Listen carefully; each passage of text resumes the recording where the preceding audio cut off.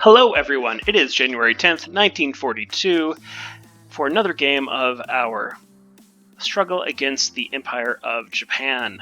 A lot of stuff happened yesterday in the Dutch East Indies, and that action continues, with this amphibious TF continuing to unload off of Ambon, with our coastal defense guns making them pay a heavy price. Should have some sunk Japanese shipping before it makes it back to bases to repair. Let's hope. 161 Japanese casualties, 40 shell hits to this AK. That will definitely do some heavy damage, if not sink it eventually. The reason that this is a little bit more challenging for him, one, coastal defense guns can be pretty powerful, like the ones at Ambon are, and two, he doesn't have any heavy hitters in his task force. He doesn't have a battleship to kind of duel with those guns and take the pressure off those transports. So PT boats get among his shipping. Let's see if they get close. It looks like they fire some torpedoes. It does not look like those torpedoes hit, though, unfortunately. That's a shame.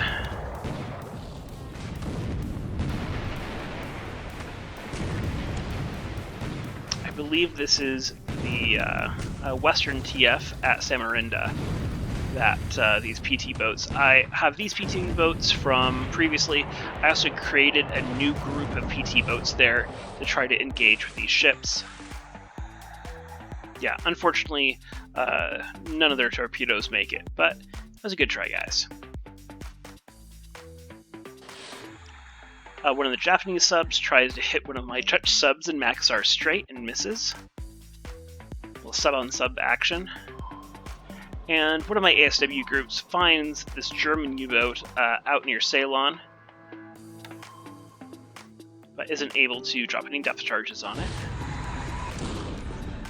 And one of my S-boats actually puts 2 torps in an AMC. Nice target there.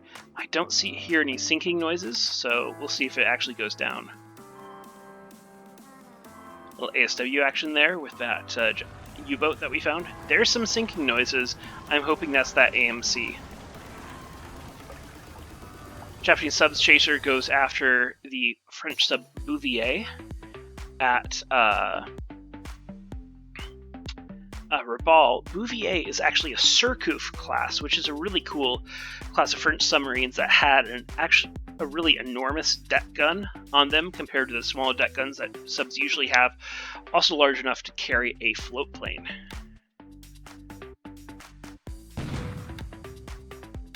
Bombardment goes into Ambon. I'm really glad I pulled all my planes out of Ambon, afraid of a bombardment, and looks like I guessed correctly. This will do a lot of damage to the airfields. If I had planes on the ground there, it would also chew them up pretty badly with damaged and destroyed planes. I lose 227 casualties from the bombardment, 4 BBs, doing some significant damage here. That'll also disrupt my forces. If he attacks later on today, they'll be disrupted and he'll get a better result from that bombardment. One of my Dutch subs tries to put a fish in a destroyer. It doesn't go well for it. And we're on to the AM air phase.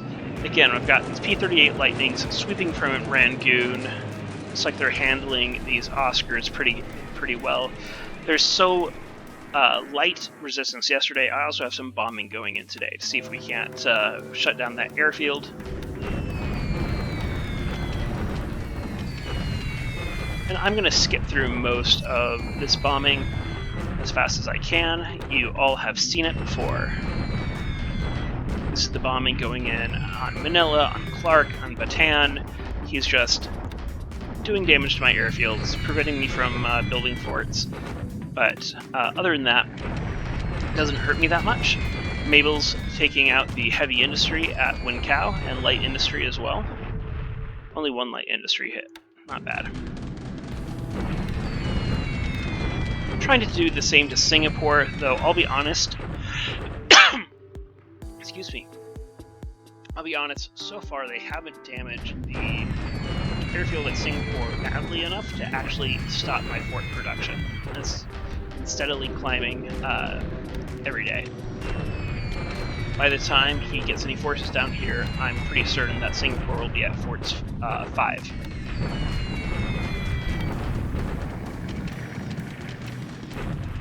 So some Seagulls, a US float plane, tries to go after a carrier TF, I think is what is right there. And of course gets handled easily by some Zeros. Here my bombing raid goes in. The Blenheims destroy a plane on the ground. Do okay runway hits, just 14 more sweeps, keeping that safe. And now we have some Lin 167Fs, which are a French twin-engine bomber, as well as more British Blenheims. Looks like they're getting some good results there. Destroy another plane on the ground. And good runway hits, we like to see that. A few more days, and we should be able to shut down this base. We've got B-17s flying from Sorayaba. Managed to find a transport ship, but aren't able to hit it. Airacobras coming in at 100 feet, right on top of the waves. Airacobras, I like them for naval attack because they carry a bomb. They also have a cannon, which means that their strafing runs do a little bit more damage. However, these Zeros are really hurting on the planes. I don't know if anyone will get through. It doesn't look like it. And I lose 3 Airacobras, which don't actually make contact with the task force. Another French bombing group coming in. Again, getting some good damage messages here. 2 planes destroyed on the ground, 13 more runway hits. My Devastators, again, frustratingly enough, not flying with escorts, even though I have escorts at Samarinda. However, they do manage to put a bomb in one of these transport ships.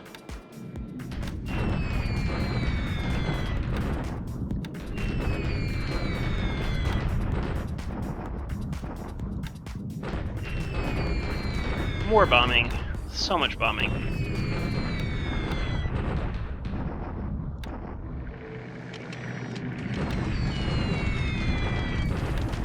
Lily's doing significant runway damage here at Wincow. Actually only 12, that's not too bad. Last turn they did about 50 and damaged that pretty badly and stopped my forts from climbing. Some Dorniers rebuffed by Zeros. I'm pretty sure that is a CVE task force that they've been going after. Single Catalina trying to get through and is rebuffed by Roofs, those float fighters. Liberators get through but aren't able to hit any ships. Guam gets its usual treatment.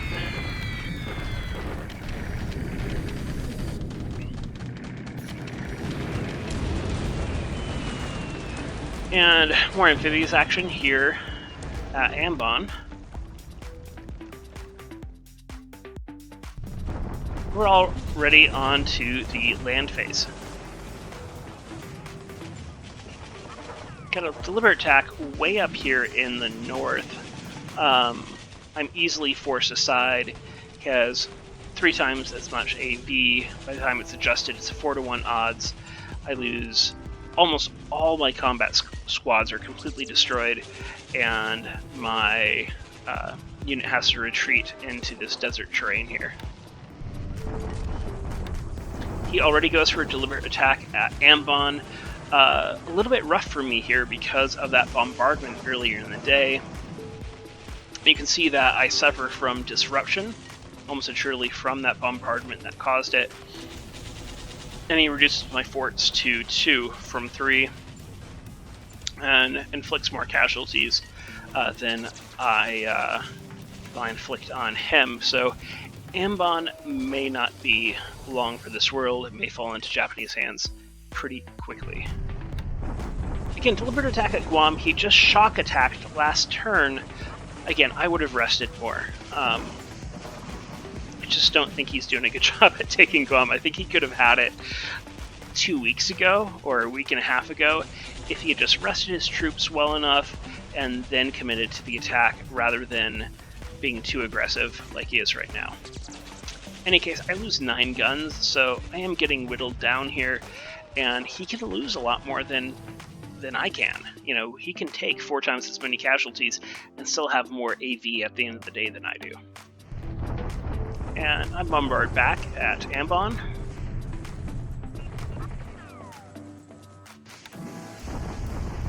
And here's Samarinda. He's landed that force there. It looks like he has about 50% more AV than I do, so I should be able to hold for now, unless he brings more. What's interesting is, and it's hard to see behind this, but he no longer has task forces here, so he's withdrawn them, so he's not landing any more troops right now. I believe this is the battleship TF that also has, I don't know if battleship TF or air combat TF, but I think that has the carriers and battleships in it. I think this is the invasion TF. Let's take a look down here. Landed south of Monado. Still a lot going on around Ambon. He has a large carrier TF right here, and then that smaller carrier TF right there. Alright, so I think that's it for the turn. Thank you so much for watching. Hope you enjoyed it, and we'll see you in the Discord. Take care.